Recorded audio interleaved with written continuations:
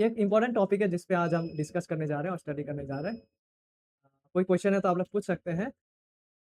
जब जैसे-जैसे हम लोग स्टडी करते जाएँगे वर्सेस को कोरिलेट करते जाएँगे। तो डियर फ्रेंड्स, आप सभी को फिर से एक बार जय मसीह की। जिस महत्वपूर्ण विषय को आज हम स्टडी करने जा रहे हैं वो एक प्रकार का सुसमाचार के बारे में है। एक प्रकार का प्रीचिंग, एक प्रकार का गॉस्पेल आप कह सकते हैं। যেটা বাস্তবে বিপজ্জনক মিথ্যা। जो वास्तव में सुसमाचार है नहीं, but that is a deadly lie gospel के नाम पे।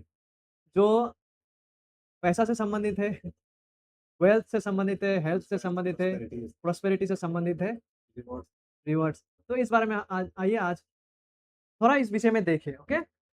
आज इस विषय में हम लोग डिस्कस करने जा रहे हैं और इस प्रकार का जो सुसमाचार है उसे समृद्धि सुसमाचार या प्रॉस्पेरिटी गॉस्पेल कहकर हम आज जानते हैं। आइए इसके इतिहास के बारे में ब्रीफली देखते हैं कि कहाँ से ये आते हैं और ये क्या सिखाता है। और देखिए हम लोग इनके हिस्ट्री के बारे में देखेंगे, इतिहास के बारे में, ये जो प्रॉस्पेरिटी गॉस्पेल है और साथ ही साथ हम लोग ये देखेंगे कि ये क्या सिखाते हैं। यानी जो लोग प्रॉस्पेरिटी गॉस्पेल को सिखाते हैं, वो लोग क्या सिखाते हैं। और आप साथ ही साथ मैं ये भी चाहूँगा कि आप एक नज़र आपके चारों ओर एक बार ताक के भी देखें। विशेषकर जो कलीसिया संबंधित संस्थाएँ हैं और आप एक बार एनालाइज़ करने का कोशिश कीजिए, एग्ज़ामिन करने का कोशिश कीजिए कि क्या इस प्रकार का टीचिंग को आपने अपने आजू-बाजू में भी कभी या कहीं सुने थे होंगे क्या? या आज भी कहीं सुनते हैं क्या आपके आजू-बाजू में? वो क्या है? आइए उसके इतिहास के बारे में देखते हैं और हम वचन से ये भी देखेंगे कि क्या वो सच में वचनों के अनुसार है या नहीं। ओके? So let's begin. ये जो प्रॉस्पेरिटी गॉस्पेल है, समृद्धि सुसमाचार है, एक्चुअली उसका रूट्स जो है वो फ़ॉल्स झूठा धर्मीय प्रणाली में है और ये एक्सिस्ट करता था लॉन्ग बिफोर क्रिश्चियनिटी। ऐसा नहीं कि ये केवल पिछले 2000 सालों से या 1900s के समय से हम सुनते आ रहे हैं, नहीं, but actually it existed long before. 2000 साल से पहले ही ये चीज़ें था कि किस प्रकार का सोच, किस प्रकार का शिक्षा, that material prosperity proves divine favour. इसका मतलब ये है कि आपके पास अगर धन संपत्ति है, ये शिक्षा ये बताते हैं कि अगर आपके पास धन संपत्ति है मतलब आप सच में परमेश्वर के द्वारा उपकार को पाए हुए व्यक्ति हैं। इस प्रकार का सोच, इस प्रकार का शिक्षण। पैगन रिलिजन्स जो मूर्ति पूजक धर्मीय प्रणाली है, देयर पीपल ऑफर्ड सैक्रिफाइसेस। वहाँ पे लोगों ने बहुत कड़ी सैक्रिफाइसेस को दिया करते थे। चाहे वो आर्थिक रूप में हो, अपने आप को कष्ट देने के रूप में हो, रेंगते हुए चलने का हो और विदाउट स्लीपर्स माने मीलों-मील चलने का बारे में जो भी प्रकार का सैक्रिफाइसेस आप सोच सकते हैं, एनिमल सैक्रिफाइसेस इत्यादि, वो लोग इसलिए करते थे, वो लोग एक्सपेक्ट करते थे कि इसके द्वारा उसका हेल्थ बेटर होते जाएगा, इसके द्वारा उसको वेल्थ मिलेगा, इसके द्वारा उसको सक्सेस मिलेगा रिटर्न में। तो क्या आप देख पा रहे हैं ये सोच और ये विचारधारा इट्स नॉट समथिंग जो ईसाईयत में पाया गया है। ये ईसाईयत से पहले भी ये इस प्रकार का सोच और विचारधारा झूठी और धर्मीय प्रणाली में मौजूद था। That if you sacrifice something, if you offer certain sacrifices, if you offer certain amount of money, if you do certain kind of harm to yourself, then you can expect better health, better wealth and success in return. This kind of teaching, इस प्रकार का सोच और विचारधारा, इसीलिए लोग बोलते हैं 5000 साल 10,000 साल पहले था, यही सब yeah, कर रहा था। very true. Even today this exists. But the sad मतलब thing ये is, कोई रिलीजन बेस्ड नहीं था मतलब। ये एक्चुअली पैगन जो है, जो अनबिलीविंग वर्ल्ड है ना, उसका विचारधारा है। They used to offer all these things to their own gods and goddesses. And rain god, sun god, yeah, prosperity god, yeah. Wealth god. और आप देख पाएँगे कि इसका इन्फ्लुएंस जो है, ये जो न्यू थॉट मूवमेंट है जो 19th सेंचुरी में आरंभ हुआ है, इसी का इन्फ्लुएंस को आप यहाँ देख पाते हैं। ये न्यू थॉट मूवमेंट में, और यही वो न्यू थॉट मूवमेंट है जो आगे चलकर क्रिश्चियनिटी में छा जाते हैं। ओके?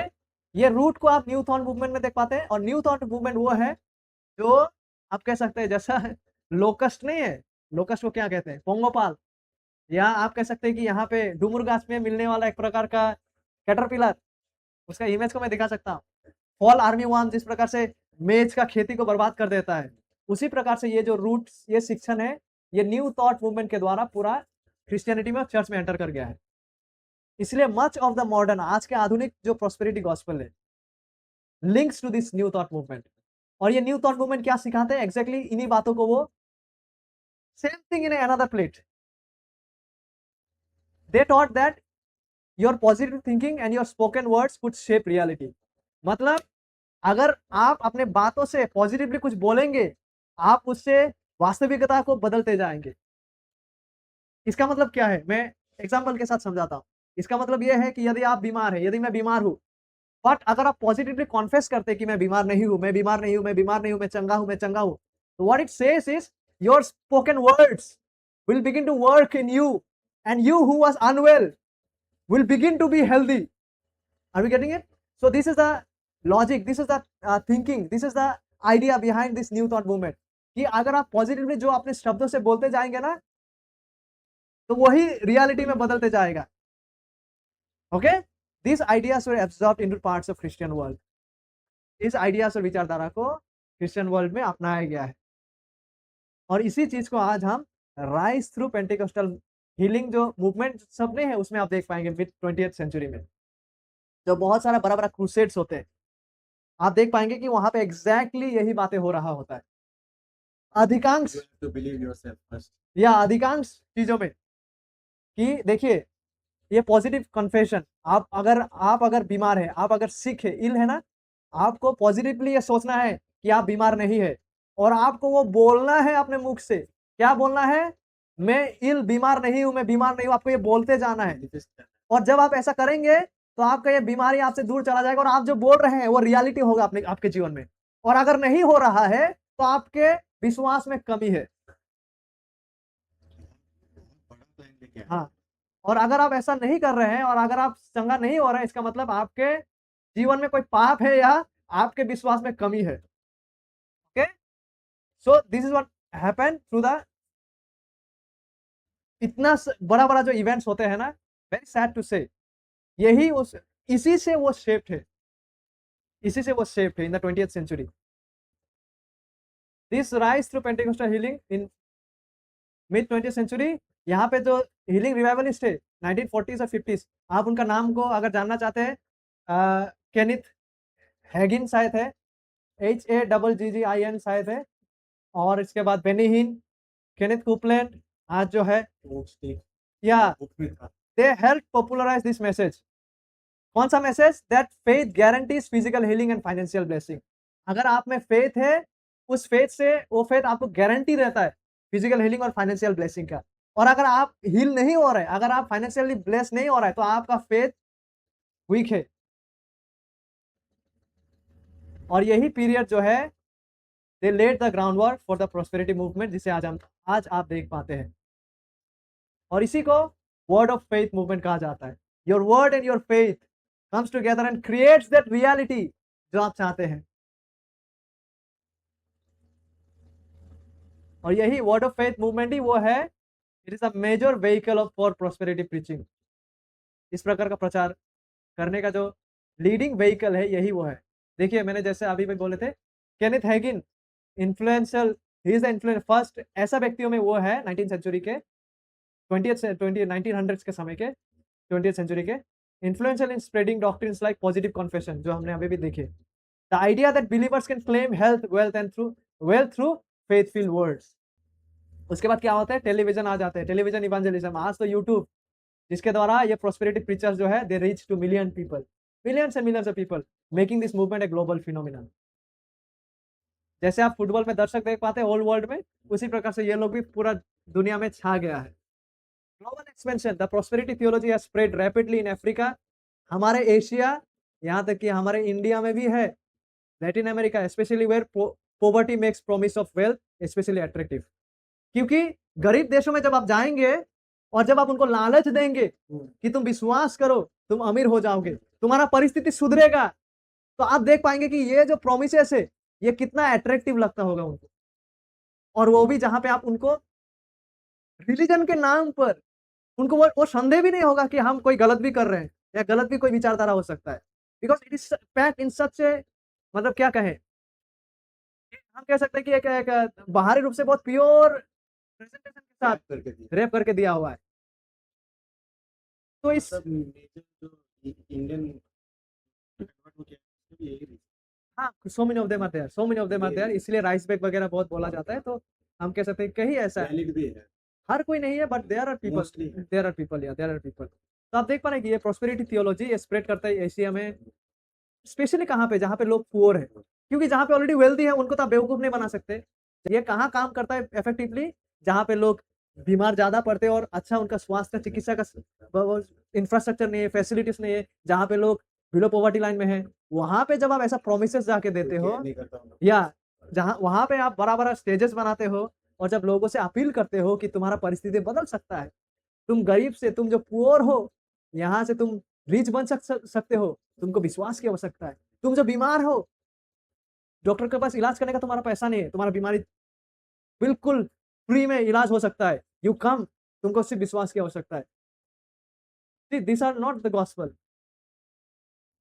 इट्स ट्रू दैट यीशु मसीह गरीबों के को प्रेम करते थे, गरीबों का देखभाल करते थे, बट उन्होंने गरीबों को लालच नहीं दिया अपने पास आने का। We need to know the difference. It's one thing to care about others, or totally another thing to lure them, to attract them with false promises and make them to invest in your own ministry and organization. That is what they do. इसी को हम अभी देखेंगे, okay? Because जहां पे आपका cancer का इलाज के लिए जहां पे आपको लगेगा करोड़, वो लोग आपको बोलेगा 10-50 हजार दे दो, हम तुम्हारे लिए प्रार्थना का हैंकी भेज दे रहे हैं। वो व्यक्ति जो वैसा प्रचारकों को भरोसा कर रहा है, कितना आस्था के साथ वो दे रहा है कि मेरा करोड़ों के पास केमोथेरेपी लेने का नहीं है, एटलीस्ट इनके पास जो मैं जमा कर सका हूं मैं दे रहा हूं, with what hope and with what, और आप देख पाएंगे कि वो आदमी उसको लेकर रफू चक्कर हो गया। ये बहुत जगह में ऐसा होते हुए दिखाई दिया है, so we have to be cautious about it. So you see, इसको हम धीरे धीरे एनालाइज करते हैं, आइए। तो ये क्या शिक्षण था, इसमें मेनली 4 बातों को आप देख पाएंगे, मेनली 4 बातों को देख पाएंगे। Thoughts and words have spiritual power, name it and claim it. जो आप चाहते हैं आप बस बोलिए, आपका परिस्थिति बदल जाएगा, आपका माहौल बदल जाएगा यीशु के नाम से। जब आपके सामने जब इस प्रकार से साउंड सिस्टम म्यूजिक लगा के जब आपको आपके सामने आके जब आपके सर में पकड़ते हुए जब ऐसा करेंगे, आप उसका साइकोलॉजिकल फैक्टर को किस तरह से आप देख पाएंगे, लोगों को साइकोलॉजिकली भी जो है इस प्रकार से एक भावनात्मक एनवायरनमेंट क्रिएट करके किस प्रकार से उनको इमोशनली बहकाया जाता है। कर देता है। So you see, these are the things that are happening because not only me, I think most of you also have experienced and seen these kind of things happening all around. We never saw Jesus doing those things in the Gospels. They will come and speak in front of you in such a way कि आपको लगेगा कि परमेश्वर ही बोल रहा है। इस प्रकार से आपको तताएगा, इमोशनली इस प्रकार से आपको जागरूक करने का वो लोग कोशिश करेगा। जैसे फॉर एग्जाम्पल वो लोग क्या कहते हैं, लाइक इन प्रोवर्ब्स 18:21 में, फॉर एग्जाम्पल अगर हम लोग प्रोवर्ब्स में देखें, प्रोवर्ब्स 18 देखिए 21 में क्या लिखा है, कहाँ गया 21? वो लोग ऐसा वर्सेस का कोट करते हैं, death and life are in the power of the tongue, those who love it will eat its fruit. वो लोग इस प्रकार का वर्सेस को आउट ऑफ कॉन्टेक्स्ट यूज करते हैं कि death and life is in the power of your tongue and those who love it will eat its fruit. Actually हमें समझना चाहिए दैट साम्स, प्रोवर्ब्स, ये सब ना पोएट्री लैंग्वेज में आता है, पोएट्री लैंग्वेज में आता है, and we need to understand what is being talked about there. और यहाँ पे जो है, यहाँ पे बेसिकली डिसिप्लिन, आत्मिक डिसिप्लिन और अनुशासन का बात को किया गया है, ओके? और किस प्रकार से हम अपना टंग को यूज करते हैं, क्या बोलते हैं, नॉट दैट आपका टंग में वो पावर है जो आप सब कुछ बदल सकते हैं। जैसे कि फॉर एग्जाम्पल इसका ब्रॉड अगर हम चीजों को जानना चाहें तो हम जेम्स में भी अगर हम आते हैं, फिलिमोन, हिब्रू, जेम्स, तो अब यहाँ भी जेम्स चैप्टर 3 में भी हम देख पाते हैं। See what it says. Now if we put bits into the horse's mouth, घोड़ा का मुंह में जो लगाता है ना वो, जिसका वजह से वो आप उसको खींच के, हाँ, आप उसको कंट्रोल में रख सकते हैं, they will obey us. We direct their entire body as well. Look at the sheep. इसी प्रकार से वो कहते हैं, so also the tongue is a small part of the body and yet it boasts of great things. So यहाँ पे जो बताया जा रहा है, in the biblical context, it means just as we can tame horses, we can tame with a small thing. Just वो छोटा चीज है, जैसे कि शिप को भी हम जो है great driven by strong winds, direct it is directed by small rudder, वो जो रडर है, मोटर। तो उसी प्रकार से कंपेयर किया गया। टंग भी हमारा शरीर का छोटा हिस्सा है, बट इससे हम बड़ा-बड़ा बातों को बोस्ट करते हैं, अभिशाप की बातों को कहते हैं, आशीष की बातों को कहते हैं। So it basically talks about taming tongue, disciplining ourselves. Actually में वो वर्ड्स में वो उसका डिसएडवांटेज बोला Yeah, टंग का, और इन tongue का। लोग तो उसको they are using it, हाँ, कीबोर्ड उठा के उसको अपना तरह से वो कर रहा है। एंड यू सी, जो नेम इट और क्लेम इट जो है ना, कि आप जो चाहे वो आप दावा करो, बोलो, आपका मुँह में जीवन और मृत्यु का पानी है। आप बोलो तो लाजरस जीवित हो जाए, आप बोलो तो हेरोद मर जाए। You see what it does is, इस प्रकार का शिक्षा actually undermines the will and the sovereignty of God. इस प्रकार का शिक्षा जो है, इस प्रकार का एक्सप्लेनेशन परमेश्वर की इच्छा को नजरअंदाज कर देता है। अगर आपके पास ही क्षमता है तो परमेश्वर की इच्छा फिर कहाँ गया? यीशु मसीह ने क्या कहा था पता है गेत्सेमनी में? गेत्सेमनी में वो यीशु मसीह जो खुद परमेश्वर है, वो खुद जो गॉड मैन बन के आया, उन्होंने कहा था मेरा इच्छा नहीं लेकिन पिता तेरा इच्छा सिद्ध हो। And those who study Bible seriously, we know that everything is governed by God's will. हर चीजें परमेश्वर की इच्छा के अधीन है, माय डियर फ्रेंड्स। इसलिए यीशु मसीह कहता है कि जैसे हम लोगों ने आज गाना को गाया, ये हमारे बाप, जैसी तेरी मर्जी, जैसी तेरा इच्छा स्वर्ग में पृथ्वी में भी वो हो, because it is ultimately God's will that rules and that will rule. लेकिन जब आप कहते हैं कि आपके पास ही वो पावर है, नेम इट और claim it, you are disregarding the will of God, you are bypassing the will of God and taking matters into your own hands. You are underestimating the sovereignty of God. कि प्रभु हम नहीं, creator मुंह से हम नहीं करते, we don't create and generate things, but ultimately it is he is God who is sovereign. He is the one who governs, he is the one who gives life, he is the one who declares the end from the beginning, he is the one who raises the death, he is the one who blesses you according to his will. Okay, तो जब आप name और claim करते हैं, you are undermining God's will and you are undermining God's sovereignty. परमेश्वर का प्रभुत्व को आप नजरअंदाज कर रहे होते हैं। और यहाँ पे ये भी कहा जाता है कि यीशु मसीह का जो एटोनमेंट है, यानी यीशु मसीह जो क्रॉस में मरा है ना, it provides not only forgiveness, we know that Jesus is dying, forgiveness लाता है, साल्वेशन लाता है, but they say that forgiveness सिर्फ नहीं, but it gives you healing and also material blessing. मतलब जीसस मरा है क्रूस पे ताकि आपको फिजिकल हीलिंग मिल सके। मतलब यीशु मसीह ऑलरेडी आपके बीमारी के लिए वो मर चुका है क्रूस पे, तो आप क्यों बीमार होंगे? आप समझ रहे हैं? He already bore your sickness. You should not be sick anymore. तो वचन में ऐड करते जा रहे हैं उसके बाद ऐड करते जा रहे हैं, ऐड करते जा रहे हैं, और व्हाट दैट अपना डालते जा रहे हैं उसमें जो जो चाहिए ऐड कर रहा है, प्लस वो लोग वचन को ट्विस्ट करता है। The dangerous thing is the twist. वचन का पार्ट को लेकर वो जो लोग, नहीं है वो प्रीच कर रहे हैं। हाँ, ट्विस्ट करता है वचन को, वर्ड को, जैसा तो यू सी वो लोग परमेश्वर का वचन को ट्विस्ट करते हैं। वो लोग कहते हैं कि यीशु जब मारा गया क्रूस पे, यीशु, यस, वो लोग मानते हैं कि वो क्षमा है, लेकिन नहीं उतना ही नहीं, यीशु तो ऑलरेडी आपके बीमार के लिए मर गया भाई, तो आप बीमार क्यों होंगे? इसलिए आपको वो क्लेम करना है उस संगाई को जो क्रूस में है। यीशु ऑलरेडी आपके धन दौलत पाने के लिए, आपके प्रॉस्पेरिटी के लिए वो मरा गया, मर चुका। He already paid all the benefits for you, you just need to claim it in the name of Jesus, it is yours. This is how they do, obviously. जो अननोन रीजन से जिसको वचन नहीं पता हो, नो, नोबडी इज, कोई अनारी नहीं है। You are driven by the passions of your desires, you are going there because you want that. आप अपने डिजायर्स के द्वारा मतलब परिचालित होकर वहां जा रहे हैं। मतलब तुमको भी वही चाहिए, वही चाहिए। हाँ, इसीलिए वही every actually naturally that's what people wants, naturally that's what people, sided equation नहीं है ये, या दोनों sided. That's exactly that's what people wants. इनका दुकान क्यों चल रहा है? खरीदार है इसलिए इनका दुकान चल रहा है। अगर कस्टमर ना हो, पैसेंजर ना हो, तो इनका दुकान कैसा चलेगा? इनका गाड़ी कैसा चलेगा?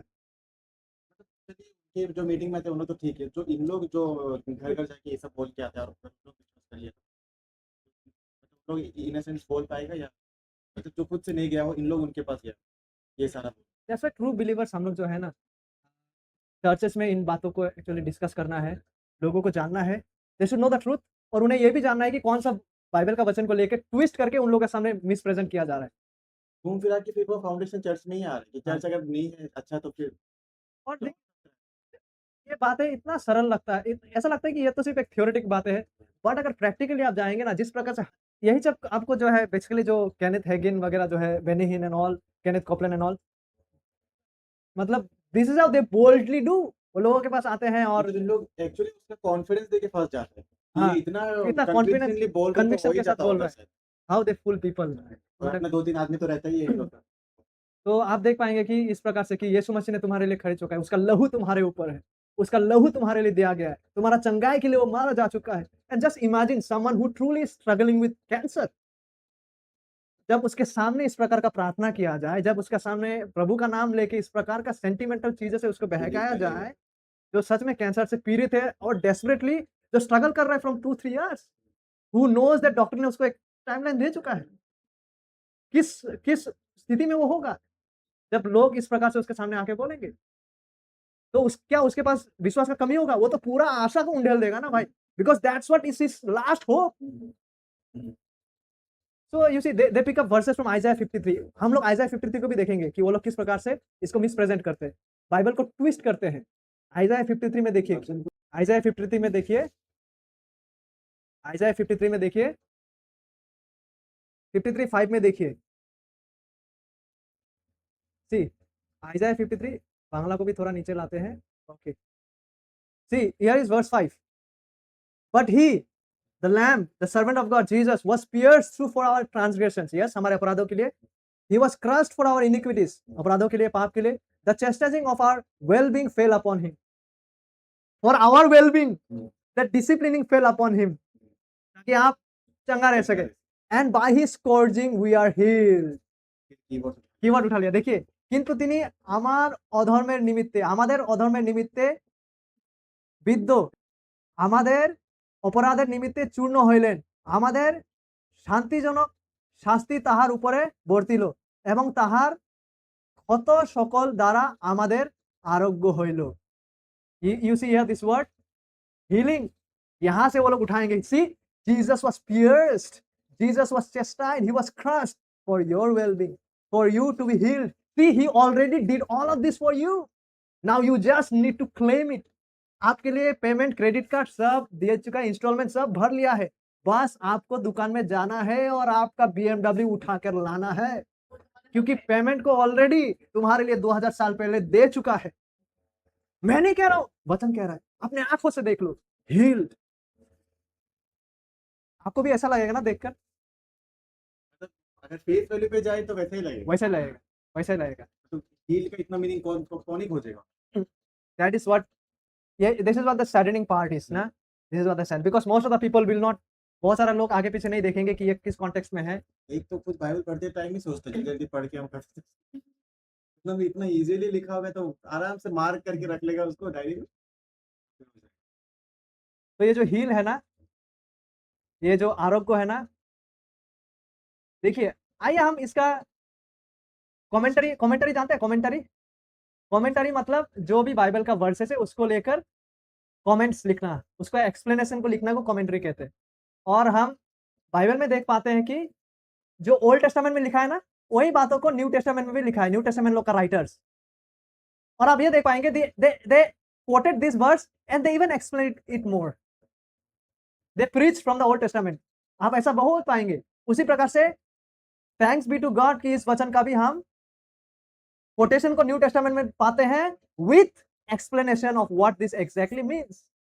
So are we to believe some so-called miracle workers of today, or are we to believe the scripture? We should believe the writers of the scriptures. तो आइए इस बारे में देखिए, एग्जैक्टली इस बात का कोट करते हुए पतरस क्या कहते हैं। What does Peter say? 1 Peter chapter 2 verse 24 में आइए देखते हैं। Here is a quotation from Isaiah. And he himself bore our sins in his body on the cross, so that we might die to sin and live to righteousness. So this is the first important reason. Why did he bore our sins in the body? So that we might die to sin and live to righteousness. For by his wounds you were healed. जो recording से देखने जा रहे हैं, देखिए यहाँ healed ही लिखा हुआ है, ये देखिए, by his, exactly वही है जो हमने अभी भी पढ़ा, by his wounds you were healed, by his wounds you were healed. See, past tense, you were healed, you just need to claim it. हो चुका है, आप चंगा हो चुके हो, आपको बस एहसास नहीं हो रहा, रियलाइज नहीं हो रहा है। वो कैसा होगा? पॉजिटिव कॉन्फेशन को लाइए, उन्होंने कर चुका है। বাংলাতে দেখুন, তিনি আমাদের পাপ ভার তুলিয়া লইয়া আপনি নিজ দেহে কাঠের উপর বহন করিলেন, যেন আমরা পাপের পক্ষে মরিয়া ধার্মিকতার পক্ষে জীবিত হই, তাহারই ক্ষত দ্বারা তোমরা আরোগ্য প্রাপ্ত হইয়াছ। সি, আরোগ্যপ্রাপ্ত বলতেছে তার মানে তোমরা পেয়ে গেছো অলরেডি। বাস এইটাই যে তোমরা ওটাকে এখন বাস্তবতায় আনতেছো না। अरे ऑलरेडी हो चुका है भैया, बस आप इसको क्लेम नहीं कर पा रहे।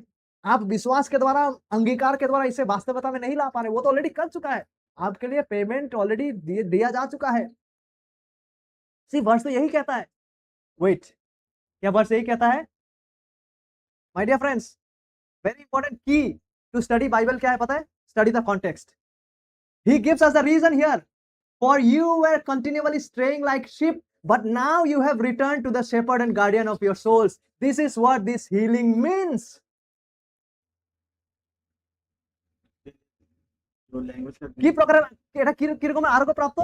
এটা কারণটা এই যে কেননা তোমরা মেষের ন্যায় ভ্রান্ত হইয়াছিলা, কিন্তু এখন তোমাদের প্রাণের পালক ও অধ্যক্ষের কাছে ফিরে আসিয়েছো। এটাই হচ্ছে ওই আরোগ্যটা। This is the healing of reconciliation. তোমরা যারা आदम हवा के पाप के बाद जो एदन उद्यान से जिनको निकाला गया था, तुम परमेश्वर से अलग हो चुके थे। पाप के कारण तुम मृत्यु की ओर बढ़ रहे थे माय फ्रेंड्स।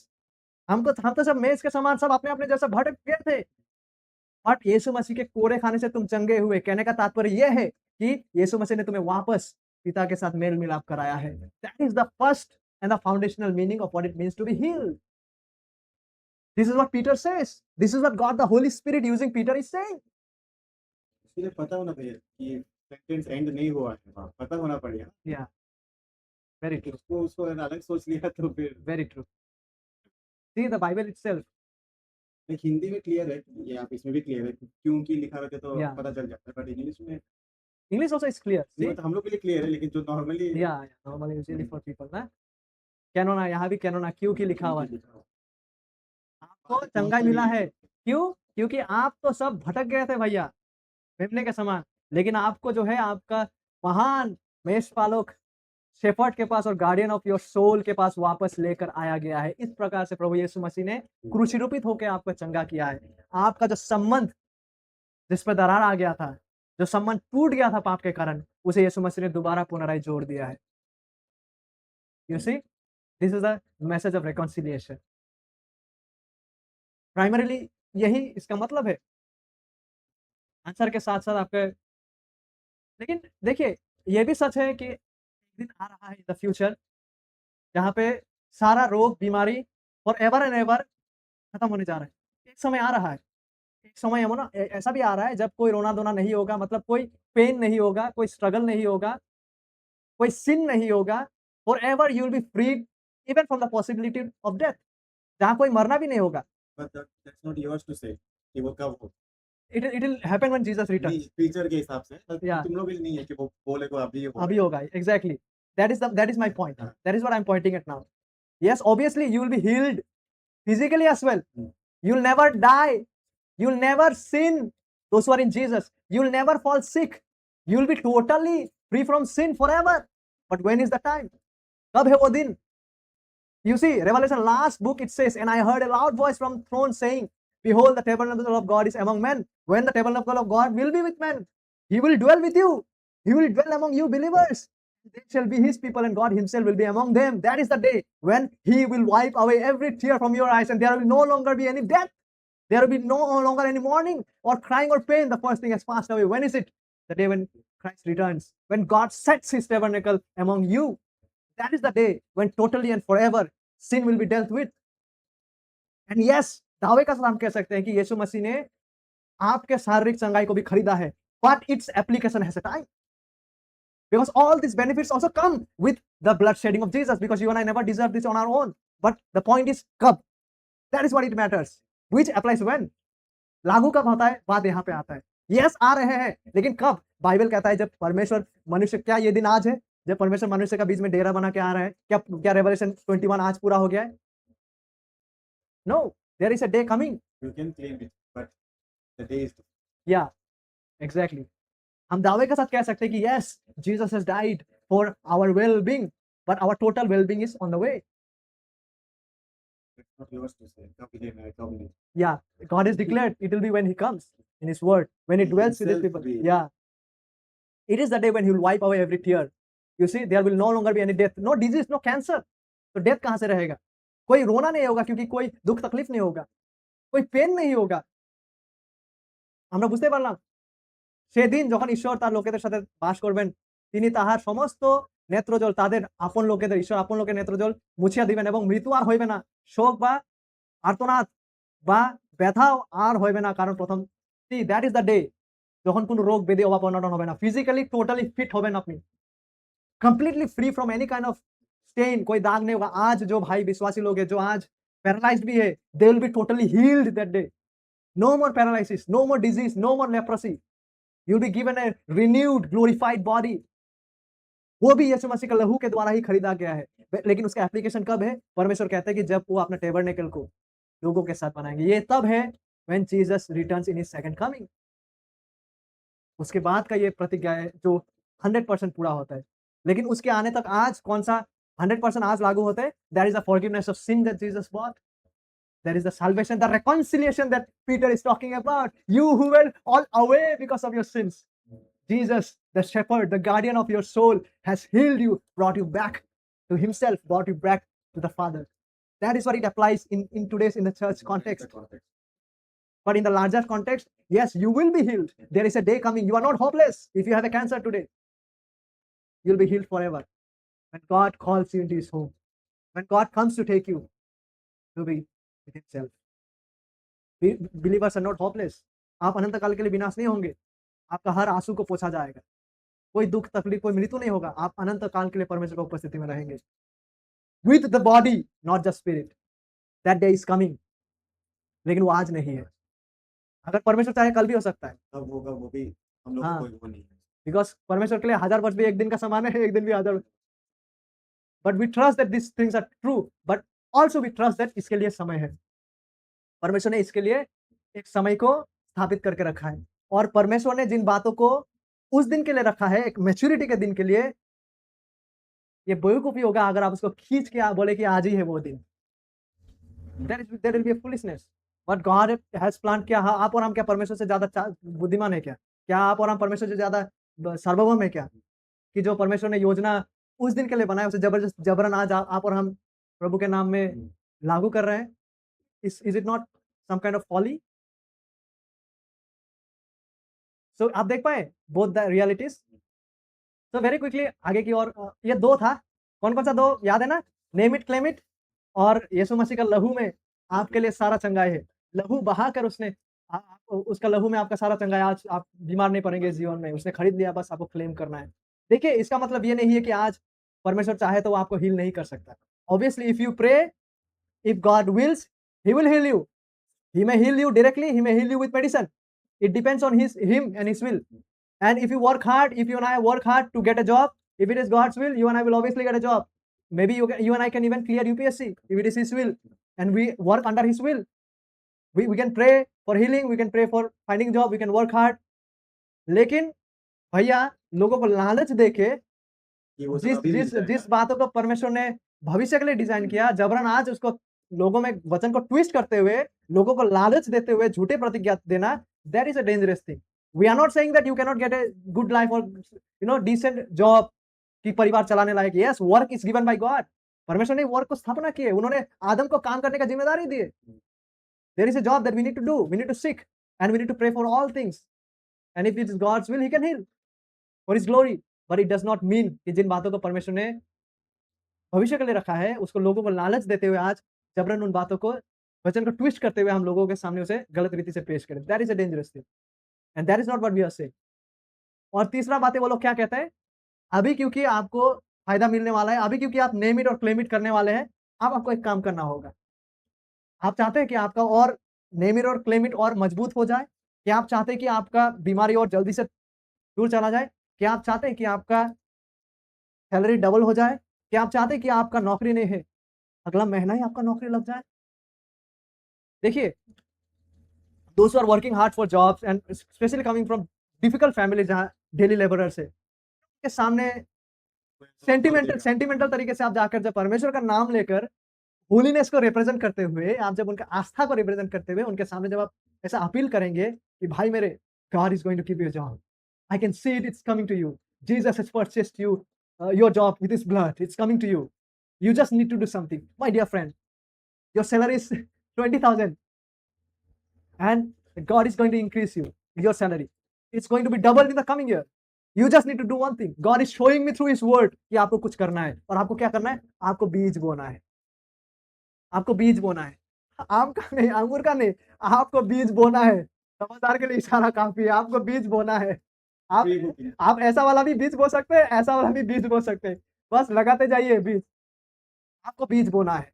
आपको बीज बोना है. आपको बीज सिर्फ नहीं बोना है. आप देखिए वो लोग कितना शातिर है. आप बीज सड़क पे बोने से नहीं होगा. बीज पत्थर का जमीन में बोने से नहीं होगा. बीज कांटा जमीन में बोने से नहीं होगा. बीज कहाँ बोना है? बीज बोना है उपजाऊ उर्वर जमीन में. और वो उपजाऊ जमीन कौन है? वो मैं हूं और मेरा मिनिस्ट्री है.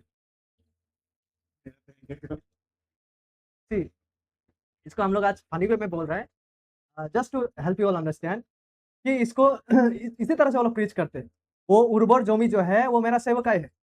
वो मेरा सेवकाई है. आप लोग को वो बीज यहाँ पे बोना है. जो कैंसर पेशेंट है बोना है. जिनका नौकरी नहीं लगा है बोना है. जिनको सैलरी में बढ़ोतरी चाहिए बोना है. सेंटिमेंट तरीके से आपके सामने इन बातों को रखेंगे. ओके, अगर आप ऐसा करेंगे आपको 100% फल मिलेगा. लिखा है ना 30%, 60%, 100% मिलता है. आपको 100% मिलने वाला है. तो you see how they even twist the spiritual reality. जो वहां पे यीशु मसीह सैल्वेशन का बात कर रहा है उसको देखिए वहां पैसा का साथ ये आदमी जोड़ रहा है. आपको बहुत ऐड से मिलेगा. So this is what they say ultimately they will fool you sentimentally and they will even suck your money to oneself. इसी प्रकार तो वो लोग अमीर होता है. इसी प्रकार और वो लोग क्या करेंगे यहाँ पे ऑडियंस में से 2 ऐसा आदमी को खड़ा करेंगे और टेस्टिमोनी दिलाएंगे जो बोलेंगे हाँ मैंने भेजा था, मेरे पास ऐसा है. और ये आदमी जो है ये रिसीप्ट भी लेके रिसीप्ट भी लेके और ये आदमी खुद बोलेगा कि मैंने भी प्रभु को मांगा था विश्वास के द्वारा. देखिए आज इसलिए मेरे पास प्राइवेट जेट है. आपको भी देगा. See this is how they fool you. देखिए मनी के बारे में अर्निंग के बारे में बाइबल बहुत कुछ कहता है.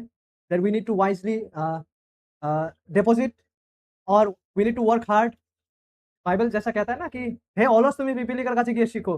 हे आलस go to the ant you sluggard and learn from it. कि किस प्रकार से वो मेहनत करते हैं और स्टॉक करते हैं अपने लिए आहार. सो you see when you genuinely work hard and earn God is not against all of this. But when you full people, जब आप लोगों को मूड और लालच से ये सोचते हुए कि नहीं इस आदमी ने मुझे जो बोला है, अरे भाई वो तो रफू चक्कर हो जाएगा आपका लेकर. बहुत सारा ऐसा कहानी किस्सा है. We have no much time to go there. 2 Corinthians 9:7 कहता है कि हम लोगों को सैक्रिफाइस के साथ देना है ना, ग्रीड के साथ नहीं. Out of love we need to give in the right place. उचित जगह में हमें देना है जो सच में प्रभु के लिए काम कर रहा है.